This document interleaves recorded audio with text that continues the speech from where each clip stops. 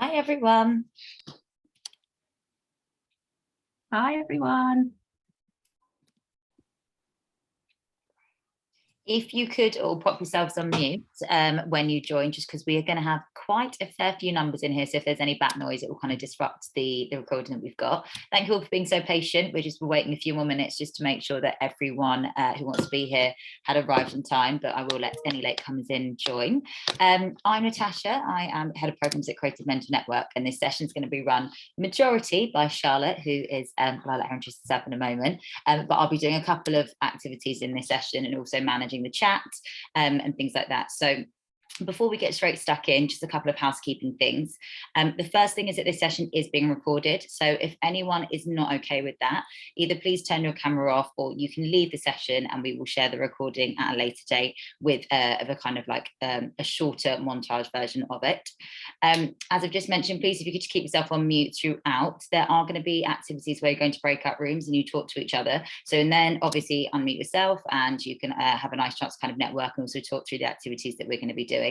And then the final thing is there's about 20 minutes allocated to Q&As at the end of the session. So any questions that you have at any point about any of the kind of content that we go through, any of the activities, if you could just pop the questions in there, and then what I'll do is I'll be kind of managing them, collating all the questions, and then I'll read them out to Charlotte at the end. So don't feel that you're being ignored. We will definitely do our best to kind of collate similar questions and answer the most frequently asked at the end. There are a couple of activities in here. There's one of them where you are going to need a pen and a paper. So if anyone doesn't have a pen and a paper to hand now, I would probably recommend you quickly go and grab one. It will just mean that when it gets to that activity that you'll be able to kind of get on with it straight away. But other than that, I think that's everything from me, and I will hand over to Charlotte now. So lovely to see you all, and thanks for being here.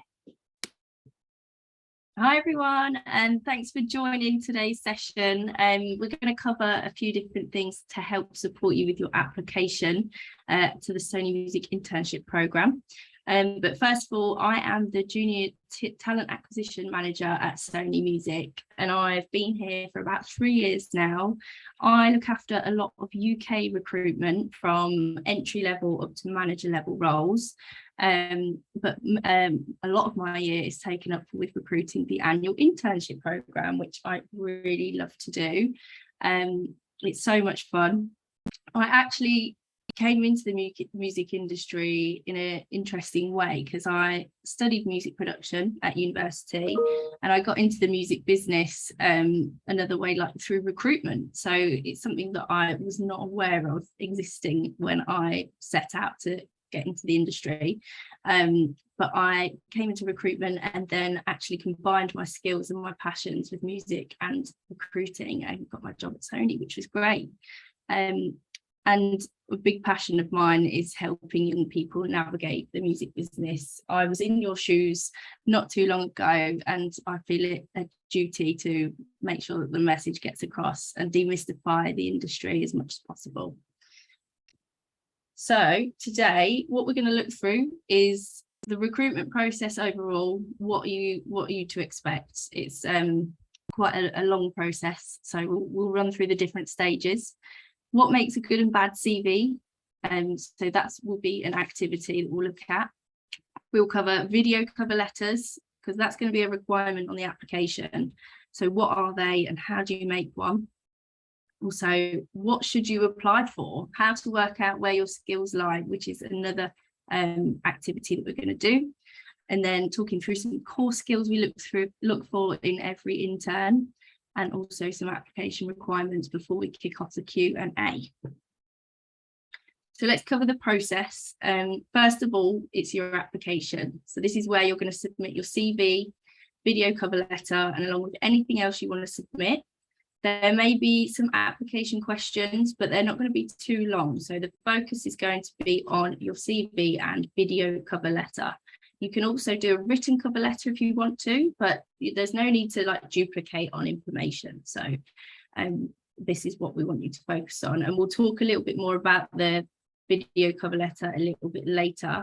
But in terms of your application, you head straight to our website, or any links that you see on social media. It will take you straight to our jobs page, and that is where you'll find the list of roles that will go from all of the different vacancies that we have in the internship programme, and they span from marketing in the labels, digital marketing, promotions, and then you've got like more central teams like fourth floor creative. You've got things like audience development, which includes analytics, insight, CRM. You've got a great graphic design internship. You have a video production and video commissioning internship, a stills production, and then also sync and brand partnerships. They're kind of more the focus of creative. And then you have other roles like royalties, finance, you've got HR as well. There's international marketing, digital partnerships. So yeah, a huge array. And we've also got 2 new roles this year with AWOL and The Orchard as well. So that's really exciting. And they'll be all on the website for you to look through. And I guess when you get to that page, don't rush, don't go, okay, quick, I need to apply now. You've got 2 weeks to digest that information. You can look through the specs, really think about what it is you want to go for and where your skills best apply. And then on the application, like I said, you have your video cover letter and CV to submit. And then once that is all in there, that's when we'll get to work and start screening those applications. So it doesn't matter when you apply, we will look at every single application equally. It doesn't matter if you apply at 5 o'clock on the 1st of August, it's the same as if you were the first person to apply. So don't want to worry about that. You can take as much time as you need to prepare. So once you have got through the application stage and you're successful, it's now next up is the Spark Hire stage. Now, what Spark Hire is a one-way video interview platform, and then that will be, you'll be sent a link to Spark Hire that will talk you through step by step on how to complete your interview. The interview will be probably 4 or 5 questions maximum, with a maximum of 2 minutes per question, and you get unlimited time to prepare for each question. I think you get a certain amount of re-records, so you'll be able to, I guess, you know, if there's a question you're not too sure about, you can go away and have a think, make some notes, do a bit of Googling if you want to, but you do need to kind of complete that interview in the, I guess, one block, so you can't come back and do it another time. So that's that. It's very straightforward, and then we have to go away, and once you've submitted that, we have to go away and review all of those interviews again. So that's the gap between September and October. We will be away reviewing all of those Spark hires. So just to recap, once you've applied, if you're successful, that's when you're sent a Spark Hire link. And then once we've reviewed all of those interviews, we then move on to the spotlight session.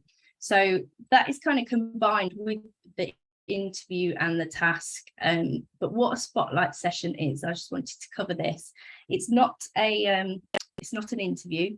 It's a 1-hour session with your hiring managers and your interviewers, where you get to learn more about the role, more about the department and the team specifically, and then also you get to ask questions to your interviewers. You know, you can put your hand up and ask anything you like, whatever you're curious about.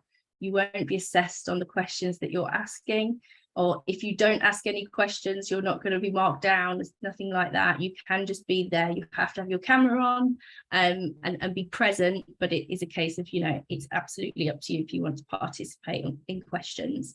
But it is such a useful session that will help you prepare for your one-to-one interview, because you'll learn about the actual person that is going to be interviewing you. You can go away and research them, see if they've been in any articles recently, you can see if they've been a part of any projects recently that you can talk about, and then it just helps you also understand the role a little bit more, so you go into that one-to-one interview a lot more prepared and at ease as well, because it's a scary thing going into a face-to-face interview with a label exec. I appreciate that is daunting. So if you've met them before in a bit more of a chilled setting, it should ease those nerves a little bit.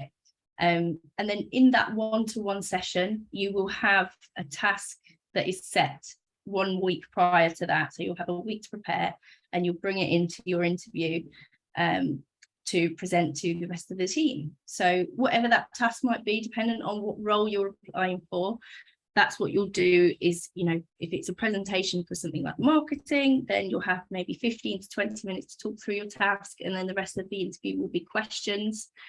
We are aiming to do all of that stage in person this year, because it's such a more useful process for us to be able to meet you and learn more about you. And then once you are through to, once you're successful at that point, so say, I suppose at the interview stage with the task, you've probably got around 6 to 8 other people in that stage with you for the same role. And then if you're successful there, you move on to the final interview, which will be the final 2 or 3 people to meet either head of department or somebody who's more senior than you in the team. So that spans over a few months. You do have to be very committed, and you have to be patient as well, because we have a very small team at Sony, in the Sony talent team, looking after all of the applications and interviews. So that is why it takes such a long time, because it's huge in volume as well. It's quite competitive, but you have to stick with us, and it's definitely worth it. So we've got a little activity now that I'm going to hand over to Tash to talk you through. Thanks so much for that, Charlotte. Okay, so the first activity, as Charlotte mentioned, the application stage, one of the main things that you have to do is to upload your CV. So that's alongside the video cover letter. But the CV then obviously is a really important part of your application. It's kind of a representation of you, your experience. So what we want to do is just give you an activity to allow you to explore an example CV. And we're going to put you into groups of about 4 to 5 people for 5 minutes. I'm going to send the link to the CV that is on the screen now, so that you can see it nice and clearly just into the chat. When you're in your breakout rooms, 5 minutes to kind of pick out the things in there that you think aren't working quite well with that. What are things that you kind of think stand out and say, actually, do you know what, these aren't things that I would include in a CV? So 5 things. And when you come back to the main session, I'm going to put a little code up on the screen, which is going to allow you to share your feedback, and we'll be able to see everyone's feedback on the screen. So if you could just nominate one person in that group, it's going to be that person that does that for you. So 5 minutes, up to 5 things that you think aren't working well with that CV, and nominate one person who will feed that back using a code when we come back into the session. The link to the CV is in the chat bar now, so if you open that now, you'll be able to see it nice and clearly. And if you give me one moment, I will pop you into your breakout rooms.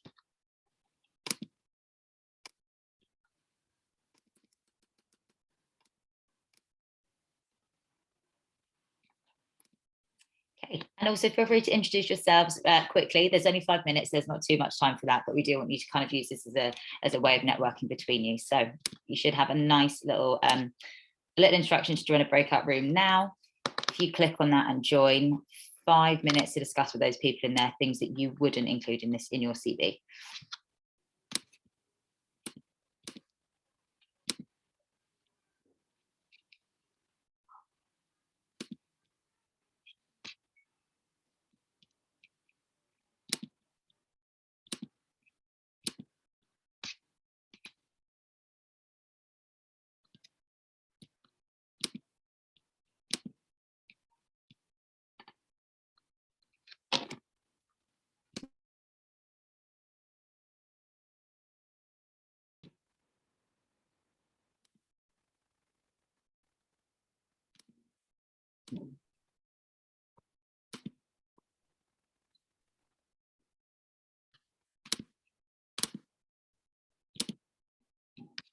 And still in their rooms. Welcome back, those of you who've joined from your breakout room. We are waiting for a few more rooms to rejoin, so I'll just wait for them to come back, and then we can get stuck into hearing some feedback from you. So for those of you who are already in the session, in the chat box, oh my God, the chat feature, there is a link which is mentee.com, which you can now see on my screen. If the person who's nominated from your group can just click on that link, what you'll be able to do is submit the things that you agreed will potentially weren't that great with that CV, and the responses will show up on the screen. So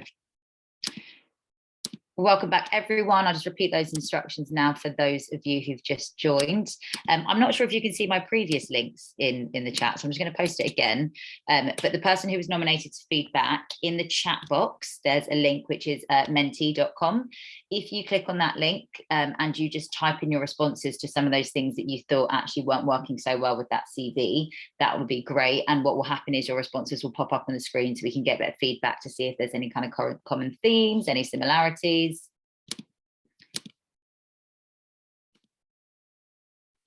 And if that link's not working, if you go to mentee.com and use that code at the top, you'll also be able to access that and share your feedback.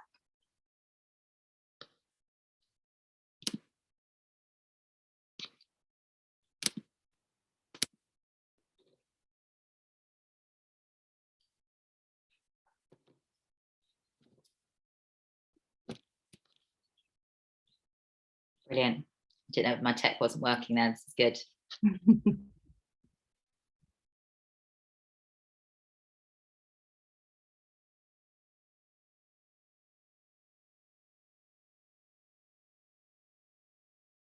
Great points. These are really good. I'm impressed by the writing in third person. Yeah, that's a pet peeve of mine.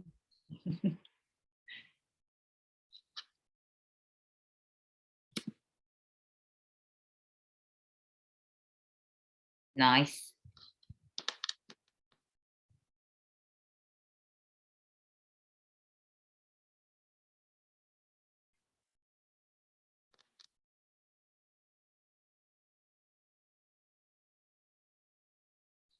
Oh.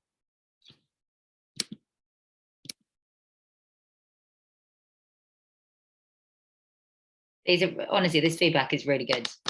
Yeah, this is the science note at this stage. These are things that you are kind of calling out. Charlotte, yeah, I guess I'll hand over to you as Queen of CVs. Yeah, well, I mean, what those points there's a lot more points than I've got on my list, so they are all correct, you know. Just don't they come through. Love that. Shall I share my screen again, Tash? Yeah, go for it.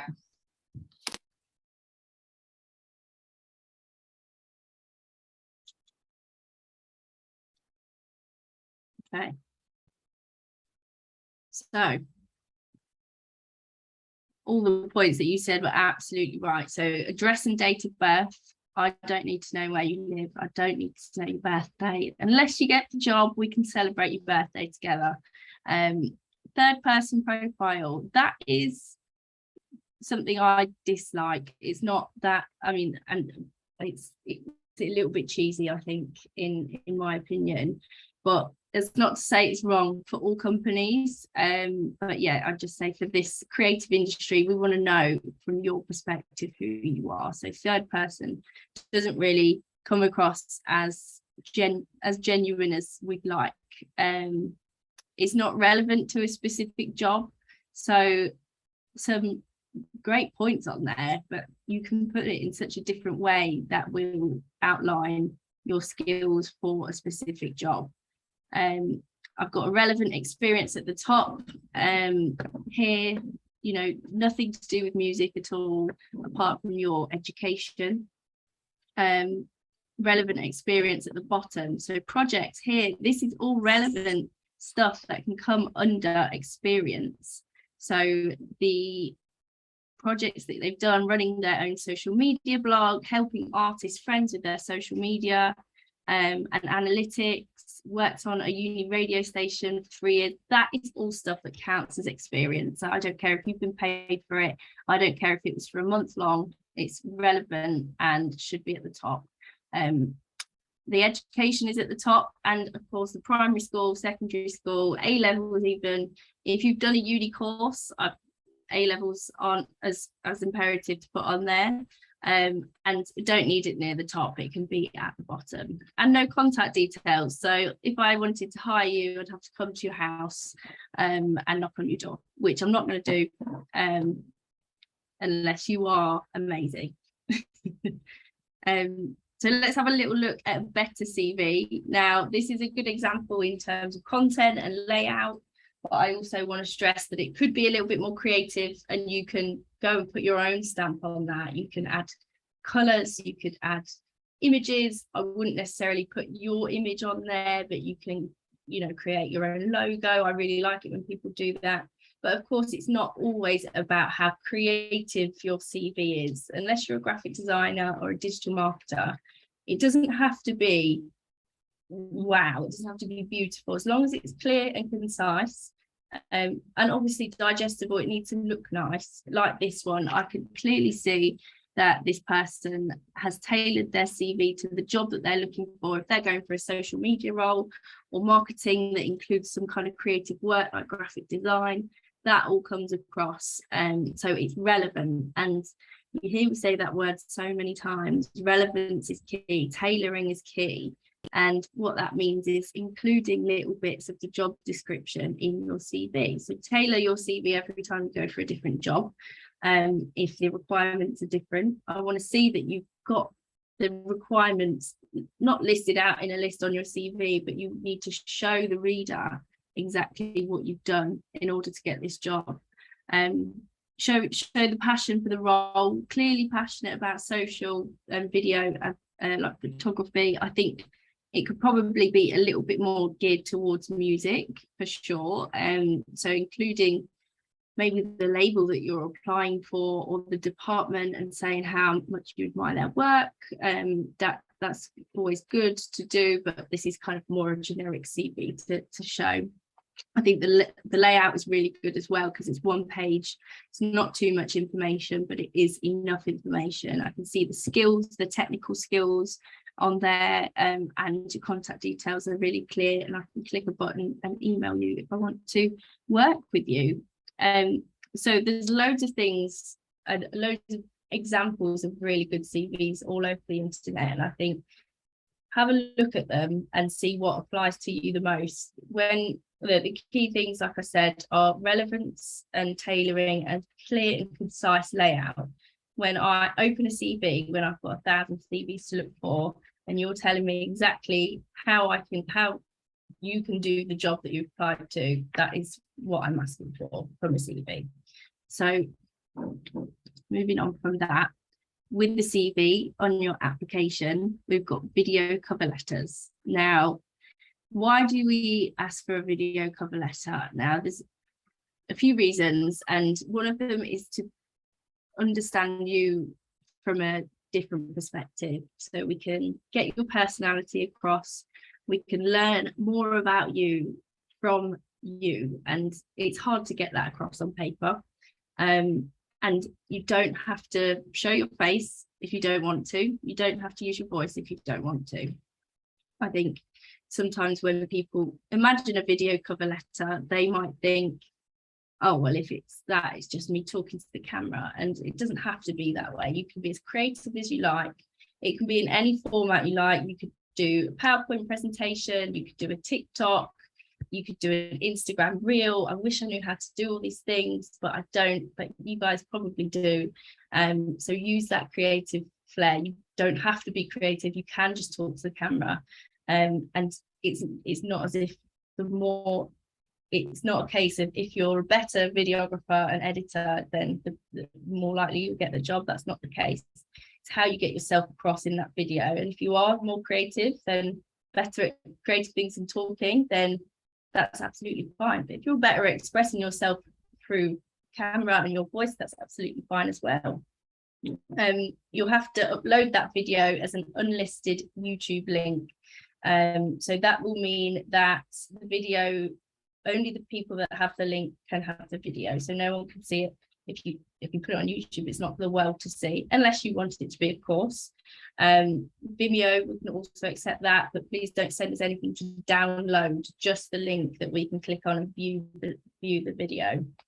As I mentioned, be yourself. We want to get to know you and why you want to work at Sony Music. So that's what the question is going to be about. When we ask you to answer a question on your video cover letter, it's about tell us why you would be a great brand partnerships intern or finance intern. You know, it will be listed out, and I want you to tailor that cover letter to that role. So when we say When we say finance, you want to talk about all your finance experience, but also why you're so passionate about that area of the business. Keep it short, so 60 to 90 seconds is the maximum it should be. And then also, if you are filming yourself, make sure that your location is appropriate. Don't have any dirty washing in the background. We've had that before. And also no demo tracks as well. So please don't use this as an opportunity to get yourself signed, as I don't have the power to do that, sadly. But I do have some examples of some cover letters, video cover letters that I'd love to share. Bear with me 1 second. It's just here. So one of them is from our wonderful Marta, who is actually a creative mentee in the Creative Mentor Network. She got the role last year for the video commissioning internship, and she had a really creative way of showing her experience and examples from her friends. So let me show you this one. Action. Hi, my name is Marta Matias, and this is my application to be one of the 2022 Sony Music UK interns. But I'm actually not the one that will tell you more about me today.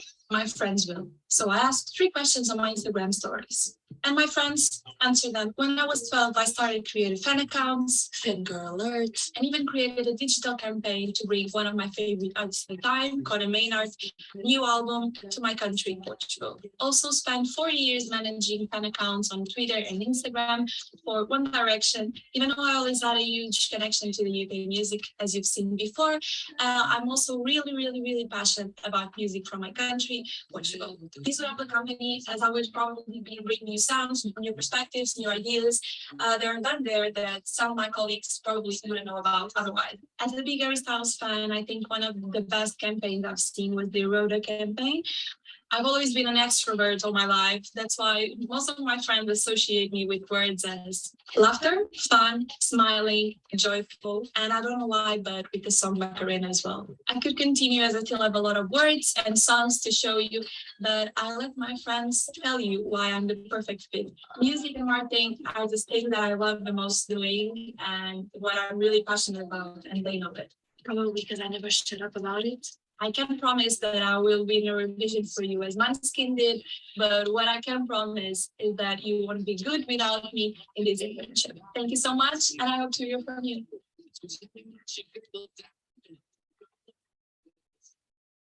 Okay, so I've got another example as well from our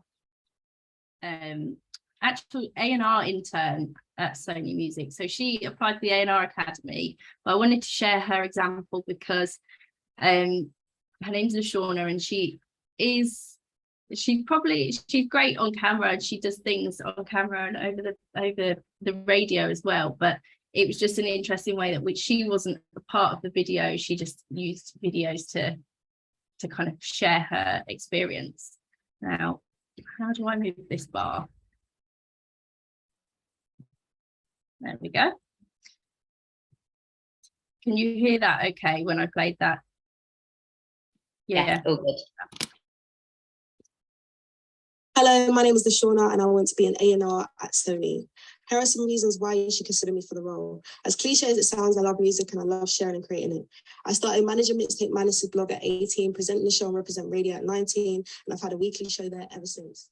2020, I started my own music platform called Ultra Beam to showcase music and my taste, and it's grown into a really cool place for musicians to be heard.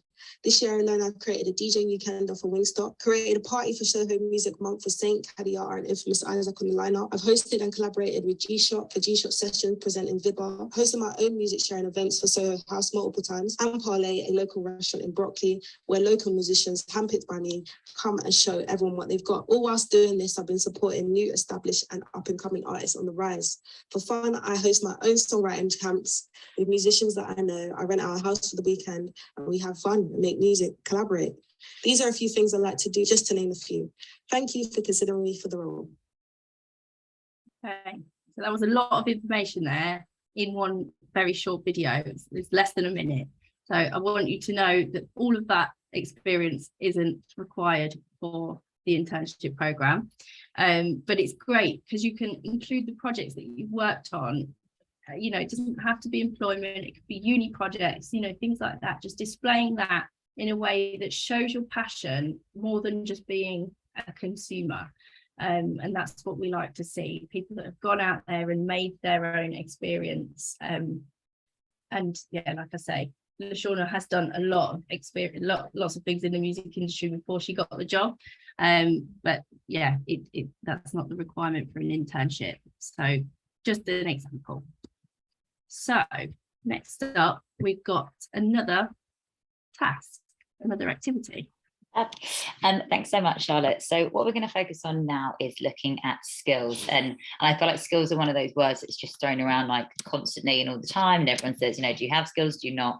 But they really are an essential part of any role that you do, whether that's an internship, a job, full-time, part-time. And we can kind of break skills down into soft skills. So these are kind of like skills that are quite hard to learn, as in there's not a manual and a step-by-step of how to do these, but they're things that you often need to kind of practice. So things like your communication skills, like speaking and listening, things like collaboration and teamwork. And we also have skills that are known as kind of hard skills, which are more technical know-how. So things like knowing how to use a video editing software or knowing how to use Adobe Photoshop. So in any job role or internship role that you apply, there's going to be kind of requirements for both of those, depending on what the internship is. But there's one thing that I think we really, really can't reiterate strongly enough, is that before you apply for one of these internships, is to really, really look at the skill requirements of the specific role that you're applying for, and make sure you kind of look at those and think, are they skills that I have, and are they skills that I can apply to that job role? Because what so often happens is you read through a job description or an internship role and it sounds amazing, you know, it's great, you're going to be video editing and you're going to be the person out on set, you know, capturing music videos and then going back and making really great TikToks and kind of social media content. So you kind of lured into it because to you it sounds like a really interesting role, but then when it actually comes down to it, if you don't have the skills such as video editing, you know, being or, you know, knowing how to manage your time and managing multiple projects at one point, then potentially that role isn't quite for you. So what we're going to do now is an activity that's going to kind of help you break down what skills that you currently have and what skills that you really enjoy. And then what we want you to do is to make sure you use this as a resource so that you, before you go to apply for the internship roles, to make sure that you're applying for those jobs that have the skill sets that are necessary for you. So if you would, Charlotte, if you just pop onto the next screen for me, that'd be great.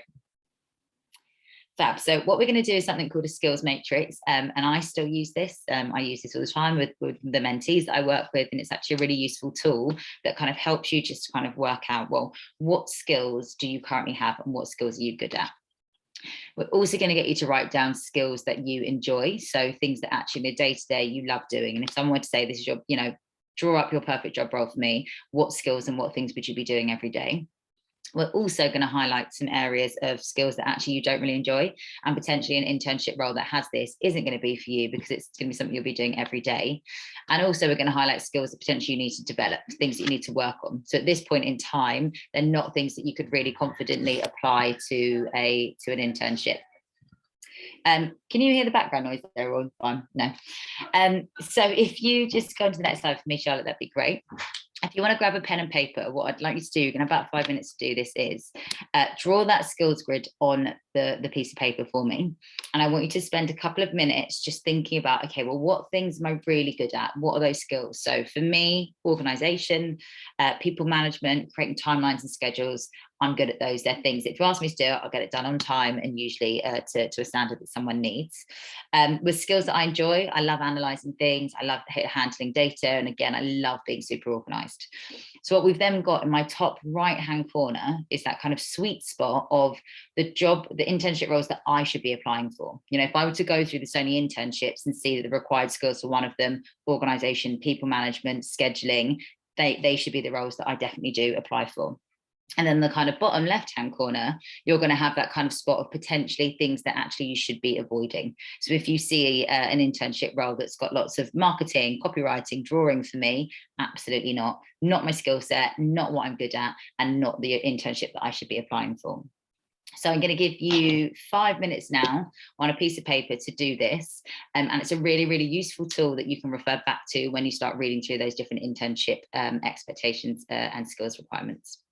If you've got any questions, feel free to just pop them in the chat, and I'll give you 5 minutes from now to get that done.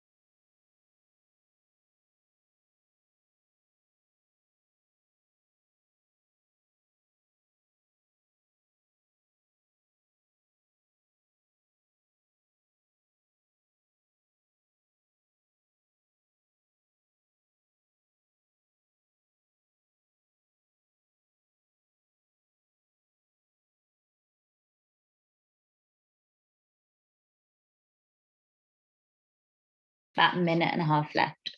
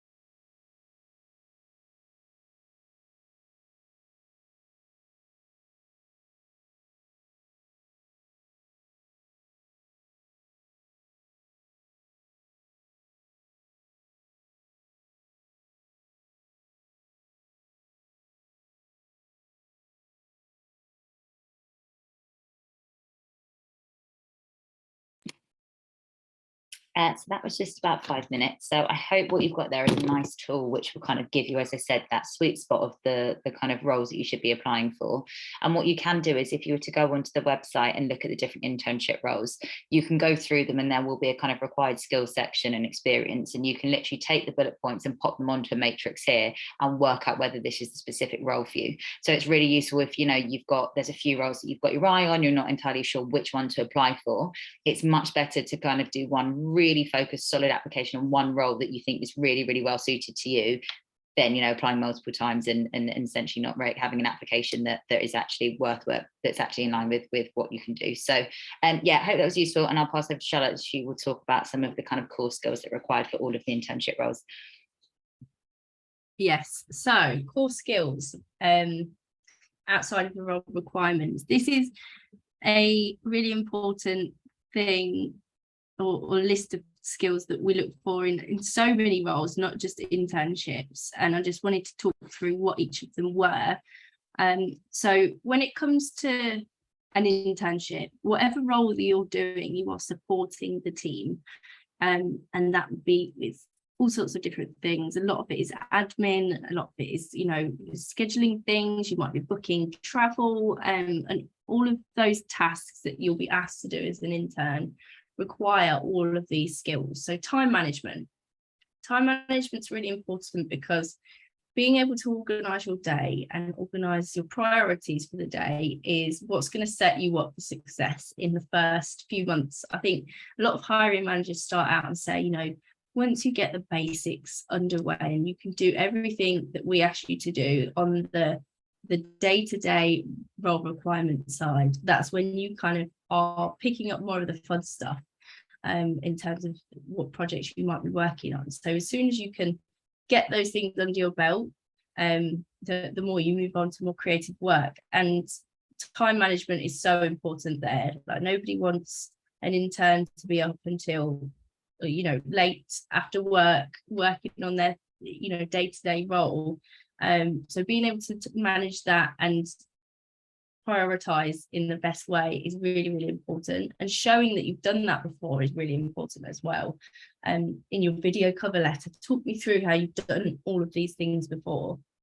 Admin, like we just spoke about, that could be so many different things. Admin, it can be using Excel to, you know, create a database. It can be just emailing in itself can be a nightmare when you've not been in a corporate business before, in a company that uses emails. If you've worked in hospitality, emailing is like, I don't know, how do you structure an email? It can be really, really like difficult to navigate. So displaying that you can write well, displaying that you can organize work well, like if you've done projects before, whether it be personal or at school or uni, you can relate admin into that. So you'll be doing that quite a lot from day one.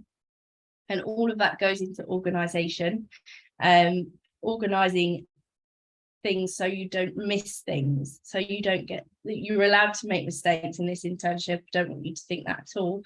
Mistakes are welcome because it teaches you so much for the future. But when you are organized and you avoid those mistakes, that is really great for the team, because they rely on you so much, that you're such a vital part of the team. And communication is also super key. Letting people know what you're working on, letting people know that you have capacity to help them if you want them to do anything, you know, not waiting around and waiting for somebody to tell you what to do. Communicating is really, really key. And that also goes for communicating across the business and making new relationships and working with your fellow interns. Being able to communicate is key, and that can be written, that can be verbal, and both you can display on that application as well. Initiative is also what I mentioned a second ago, you know, not waiting for people to tell you what to do.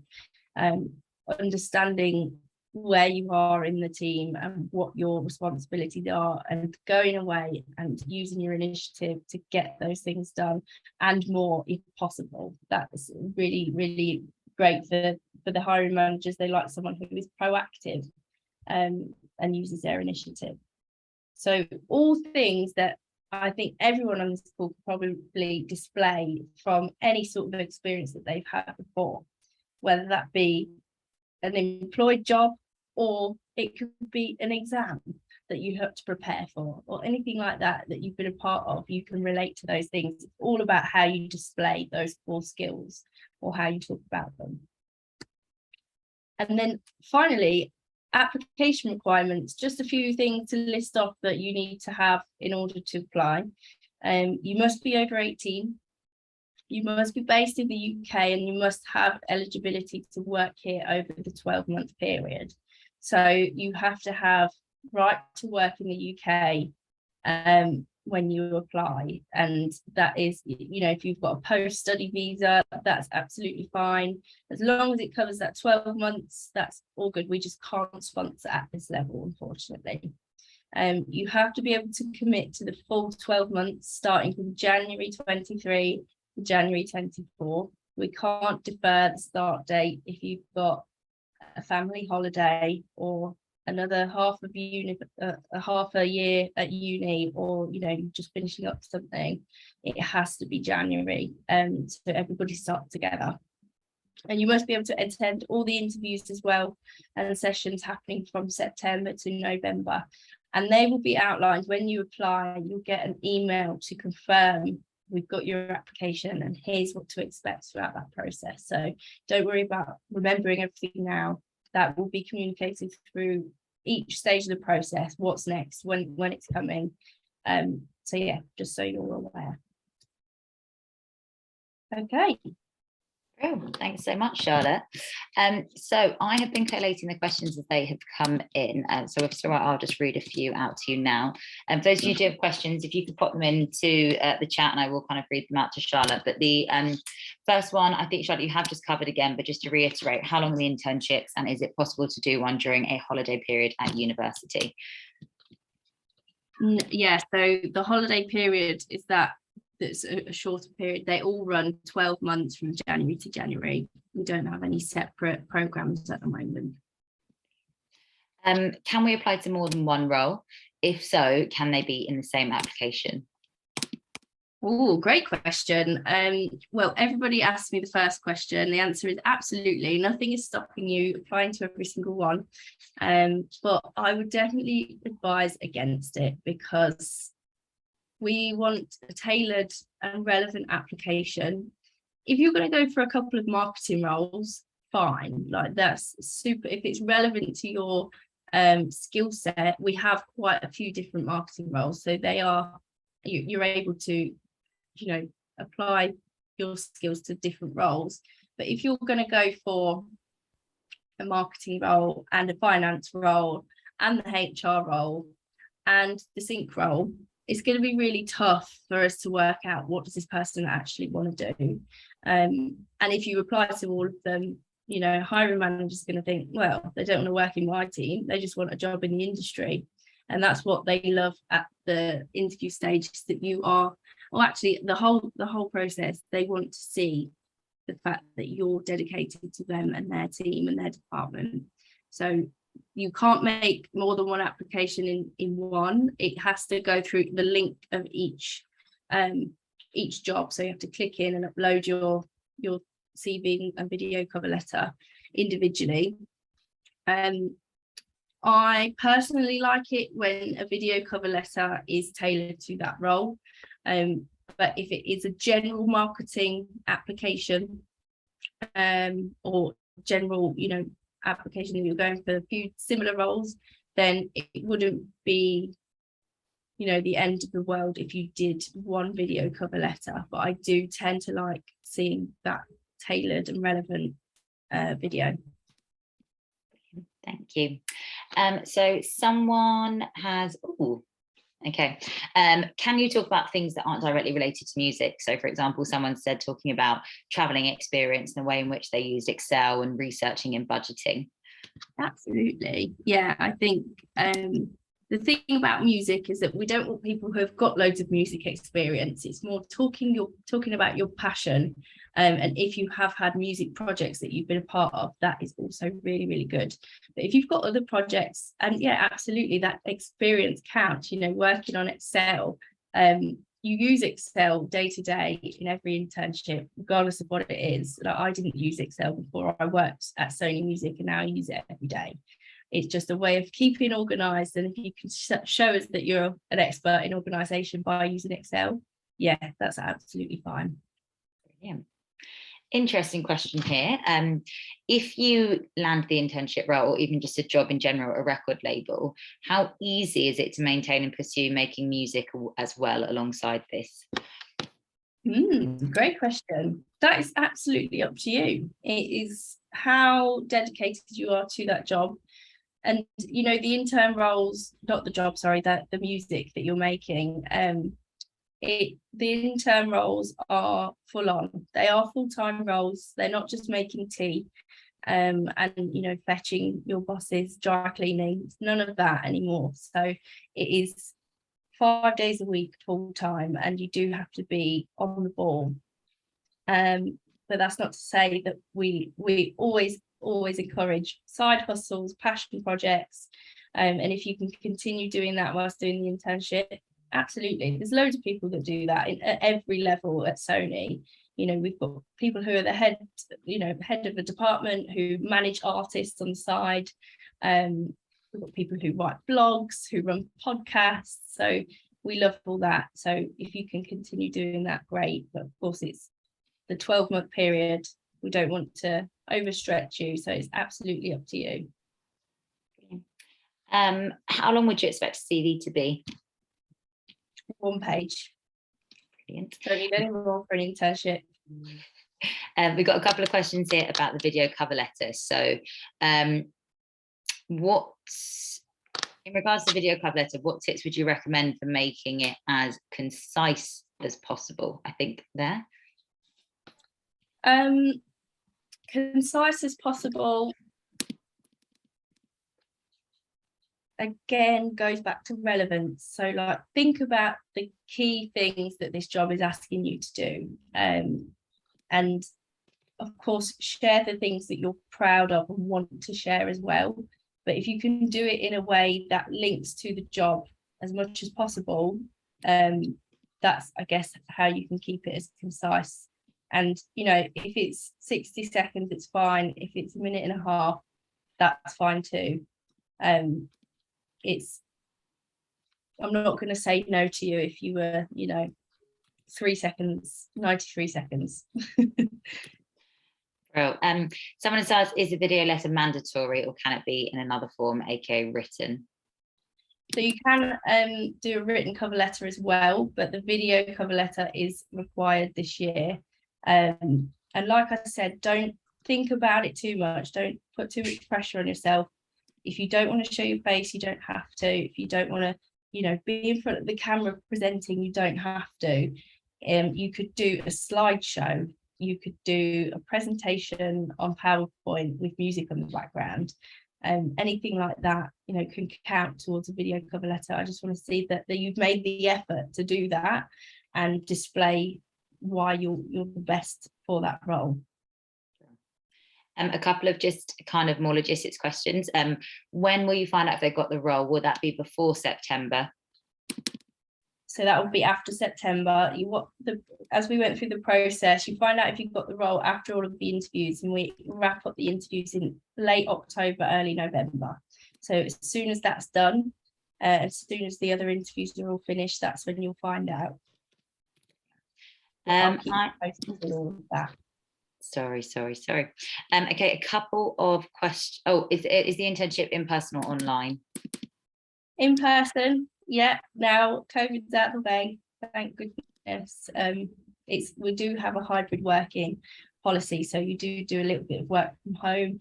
But a lot of our interns love to come in more than they like to stay at home, so it's quite flexible. A couple of questions around A&R now. First one, is the A&R Academy application opening at the same time? And sorry, that's the first one, sorry. Yeah, great question. No, it isn't. So it'll be a little bit later on in the year. That will be, I think we open that around October, November. So keep your eye on the website, and all the info will be on there. Another one, so experience in A&R but really passionate about music videos. Is it okay to put experience of both in a CV? Yeah, absolutely. That's great. I think as long as you can display your passion for both. A&R at the end of the day, you know, when you've had experience in A&R or have worked with artists in any way, it just solidifies your passion to work in this industry. So yeah, absolutely. Brilliant. Good question here. So how hands-on are the interns in contributing to ideas and creative insights and suggestions? Yeah, a lot. To be honest with you, interns, I mean, as you can probably tell, are the younger ones in the team and in the company. So departments look to interns for your ears to the ground and understanding from a young perspective. What are you listening to? What are your ideas? What have you seen on TikTok that you think is great? And you're made to be part of the team. Like I can't even imagine one of the intern roles, the teams that they're a part of, living without their intern. It's essential to the team, brings so much value. And yeah, ideas are always welcome, I think, at any level, at any stage of the internship as well. If it's your second day and you've got an idea, then you're welcome to share it. And that is something that we just love about this programme. Two similar questions here, so around kind of experience. Can you be overqualified? Essentially, I think both questions are asking. So some people run their own independent labels or have done internships before at other kind of smaller labels. Is that seen as like discouraging, or is that beneficial to your application? Yes, you can be too experienced, and I think that's a really good question, because there is a fine line between not experienced enough and too experienced. And if you've done another internship in the music industry before, you do have to think about, are you going to get from this, you know, are you in the right stage for this role? And you might be in a position where you can apply to assistant level roles. And I know it's difficult with that sort of level because there's not many opportunities around, but there will be a line when we do the screening. We won't put people through who we think, you know, wouldn't need this opportunity, because there are plenty of people that have applied who are at the right level and will gain as much as possible from that and haven't had that opportunity before. So you do have to make your own decision, but not saying that running your own label doesn't make you too experienced. Like that, it depends, you know. If it's a huge label that sells, you know, loads of records every year, then perhaps, yeah, you're too experienced. But if it's a passion project that you've done throughout either studying or since you've left school, then, you know, it's about how you display that and you share that you've still got loads to learn and you don't know how the industry kind of works 100%. So you've still got room to grow into that role. But if you do apply and say, I've got all this experience, I know this and this, I'm a manager, I've got all these connections in the industry, we're going to think, oh, what do you need from us then? Because we want to be able to help you. So just be cautious about how you display that experience.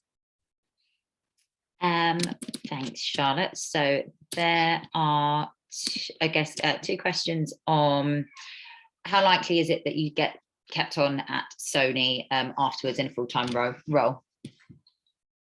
Well, there's no percentage that's consistent every year. It does change every year, and it really does depend on what's available after your internship. There's, you know, if opportunities come up within that 12 months that, you know, you're a good fit for, then there's nothing stopping you moving on before that into the company. I think that one of our interns actually joined this year and was promoted to a coordinator within the first 4 months, which is really rare, and I don't want you to think that happens all the time, but you know that if you impress and something comes up in that time frame, then there's nothing stopping you going for that opportunity. Probably towards the end of your internship, that's when we really start to think about every role that comes up in the business. You know, even in the last 4 or 5 months, anything that comes up, we think, right, does this go to the interns first? You get first refusal. And that is what happens. You know, if things come up that are suitable, you'll get an email to say, this opportunities come up, please apply if you're interested, and we'll go from there before we go external. So again, it just depends on what's available at the end. I wish I could say 100%.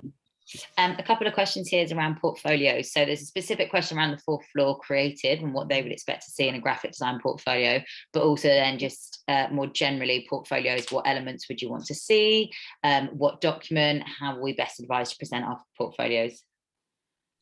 So that's a great question, and I think the only role that we ask for a portfolio is the design role. So we wouldn't expect you to to submit a portfolio unless you want to and you have one, for any other role other than the design one.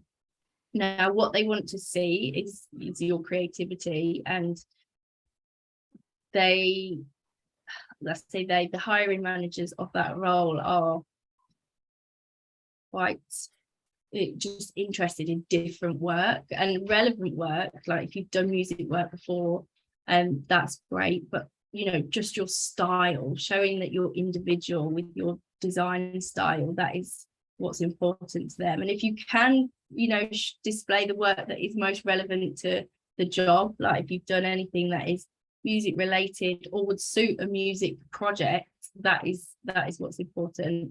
And yeah, I'm no graphic design expert, so what they would want in terms of like layout and things, I don't think it particularly matters. It's more like the content of it.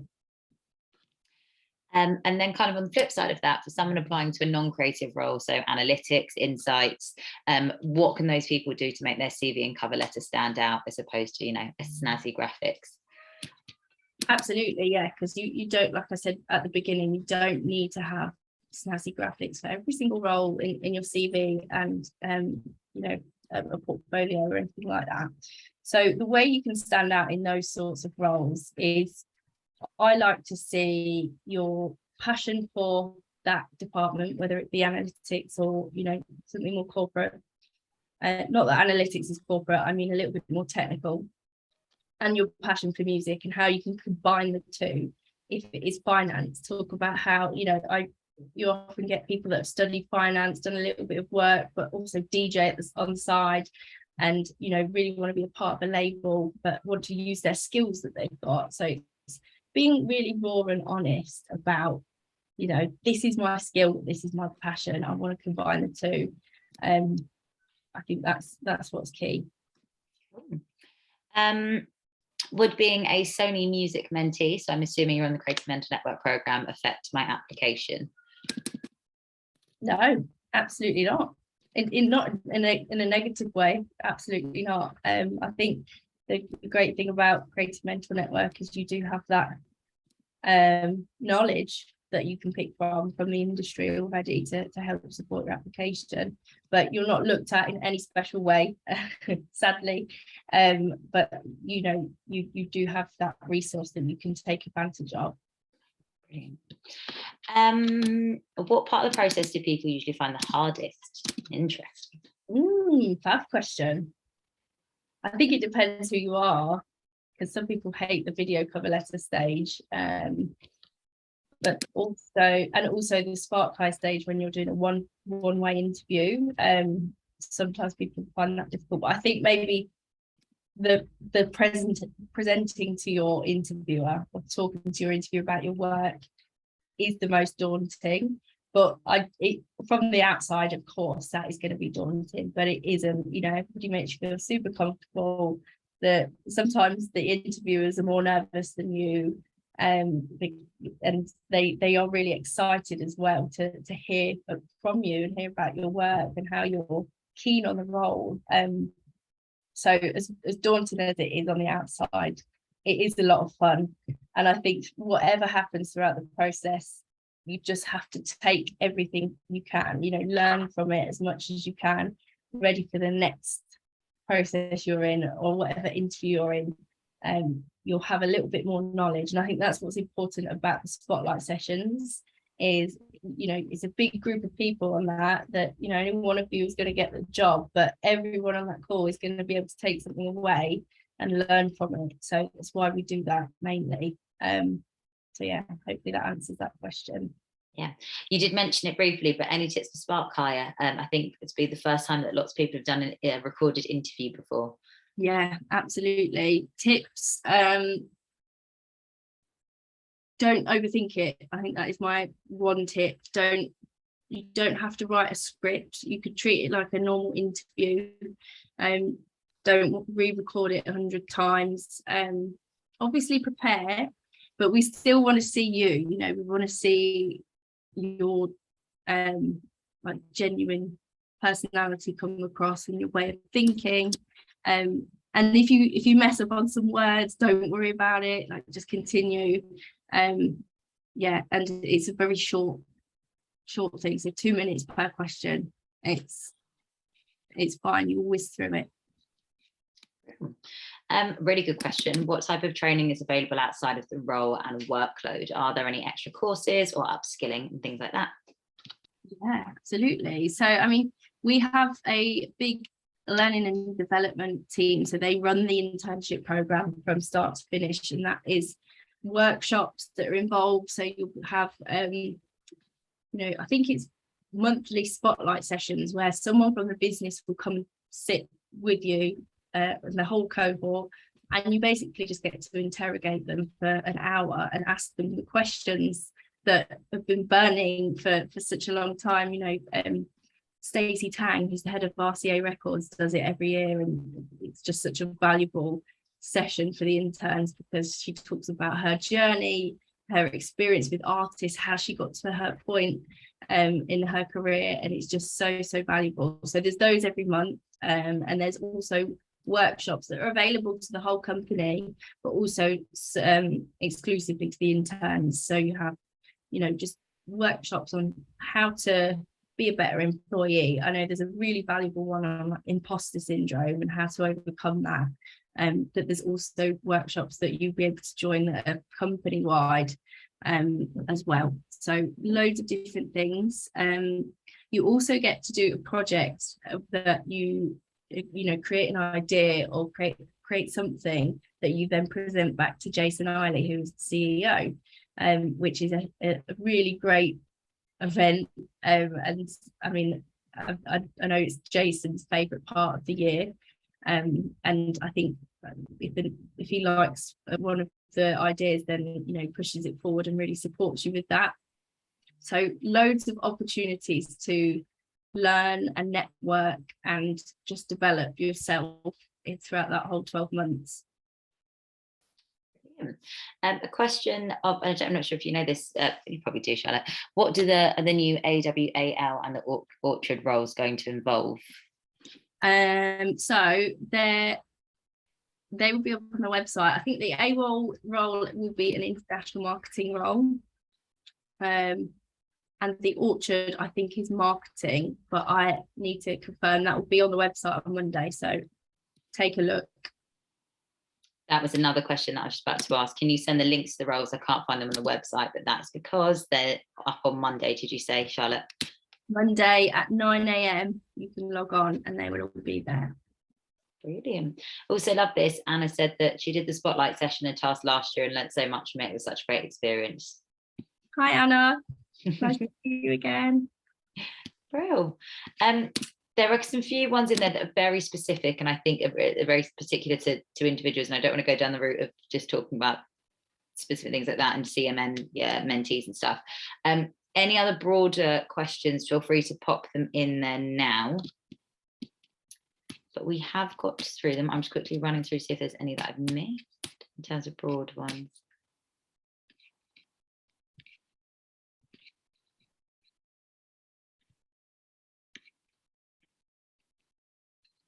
No, I think we're good. No. Brilliant. No. Oh. Oh, is there any assistance for recording video cover letters if someone isn't able to record on their phone? So my question to that is that there will be obviously a video interview after that. What would you use the video interview for? So if you were to get to the interview stage, what would you use when getting to that point? So I think there's going to be technical requirements at a few points in the interview process for the Spark hire, also for exactly the video cover letter, and also for the online interviews. There'll be 3 stages. So I guess access to, if you are at school, university, if there's any friends or family that you could use it, that would be great, I think, probably. Yeah, exactly. And you know, if it's your camera that you haven't got for that stage, then you can, you know, use other means, whatever you have access to. It doesn't have to be recorded image. It could be, you could pull together a video, I don't know, on what do they call it, not Premiere Pro, the iMovie as well. And I think there's a Windows one as well. You could do that, pull images together, you could pull text together. It doesn't have to be on a camera. But yeah, you could record in a library, you could record anywhere that has a video camera or a webcam. And then lastly, just if you could, the application dates, when they open and where you'll be able to find the links to the different internships, when they open, close, and where you'll be able to find them. Absolutely. So it will be on the website, so sonymusic.co.uk. Head to there, and there's also some information about the internships on there at the moment. We're going to be having another video come out on Monday. Actually, it should be up by the end of this week, so a little bit of an insight into the internship programme, but there's also some previous videos on there that will give you a little bit of an insight into. We've got one spotlighting the label teams, the central teams, and 4th floor creatives. So they tell you a little bit about their role, what they do day to day, and that's on our internships page. So you'll see when you get to the website, you can click on careers, and there's either jobs or internships. So internships is where all the information is. Jobs is where all of the links will be for the application. So I can send you that, and we'll be open from 9 a.m. on Monday until 6 p.m. on August the 1st, which is a Monday. 2 interesting questions. Are we able to request additional internship positions for departments within the business? So I guess internship roles that don't already exist, is there any chance to give feedback for ones that they would love within different departments at Sony? I wish. I wish if it was up to me, or if it was up to you, the world would be a different place. But no, we do. It's quite a rigorous process getting approval for headcount in different teams. So it is what we have. What you see is what you get for this program. But that's not to say that there might be more in the future. And who knows, if you get the role, you could have that input and say, you know, love an intern in this role. And then I think our final question is, have you taken on any applicants previously who have not had a university degree? Absolutely. You do not need a degree. It's not a requirement for this program. If you can display your skills, if you can display your experience or knowledge in the best way, that is what is important. I want you to, yeah, absolutely not a requirement. They are the questions. So, I mean, thank you all for being here. Those questions were great. Some really, really, really good questions there. And also, Charlotte, that was fantastic. Thanks so much. All of those responses were super clear and insightful. We really hope that you found that useful. So good luck to you all. Yeah, can't wait to see all of your applications. If you're going to go for it, obviously it might not be for you. If you don't fancy it this year, that's absolutely fine. But I really hope that it's been useful for your application if you are going to go for it. It's really good to see some of your faces as well.